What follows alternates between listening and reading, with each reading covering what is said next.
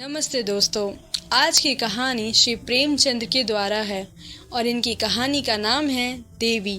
तो चलिए इस कहानी को सुनते हैं। रात भीग चुकी थी। मैं बरामदे में खड़ा था। सामने अमीनू घोला पार्क नींद में डूब खड़ा था। सिर्फ एक औरत एक तकियादार बेंच पर बैठी हुई थी। पार्क के बाहर सड़क के किनारे एक फकीर खड़ा राहगीरों को दुआएं दे रहा था। खुदा और असूल का वास्ता, राम और भगवान का वास्ता, इस अंधे पर रहम करो। सड़क पर मोटर और सवारियों का तांता बंद हो चुका था। इक्के दुक्के आदमी नजर आ जाते थे।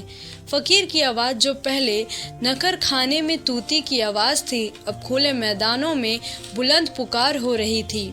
एकाएक वह औरत उठी और इधर उधर चौकन्नी आंखों से देखकर फकीर के हाथ में कुछ रख दिया और फिर बहुत धीमे से कुछ कहकर एक तरफ चली गई। फकीर के हाथ में कागज का एक टुकड़ा नजर आया जिसे वे बार बार मल रहा था। क्या उस औरत ने यह कागज दिया या क्या रहस्य है, उसको जानने के लिए कौतूहल से अधिक होकर मैंने नीचे आया और फकीर के पास जाकर खड़ा हो गया। मेरी आहट आते ही फकीर ने उस कागज के पुर्जे को उंगलियों से दबाकर मुझे दिखाया और पूछा, बाबा देखो यह क्या चीज है। मैंने देखा, वह 10 रुपए का नोट था। बोला, 10 रुपए का नोट है, कहाँ पाया?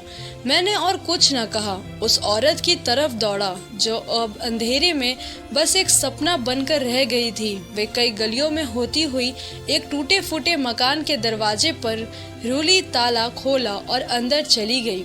रात को कुछ पूछना ठीक ना समझा। मैं लौट आया।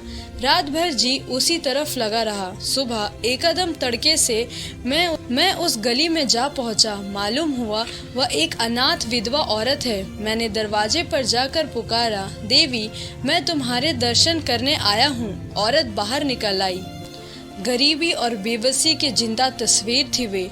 मैंने हिचकिचाते हुए कहा, रात आपने फकीर? देवी ने बात काटते हुए कहा, अजी वह क्या बात थी, मुझे वह नोट पड़ा मिल गया था। मेरे किस काम का था। मैंने उस देवी के कदमों पर अपना सिर झुका दिया। अगर आपको ये कहानी पसंद आए हो तो मेरे चैनल को ज़रूर सब्सक्राइब करिए। धन्यवाद।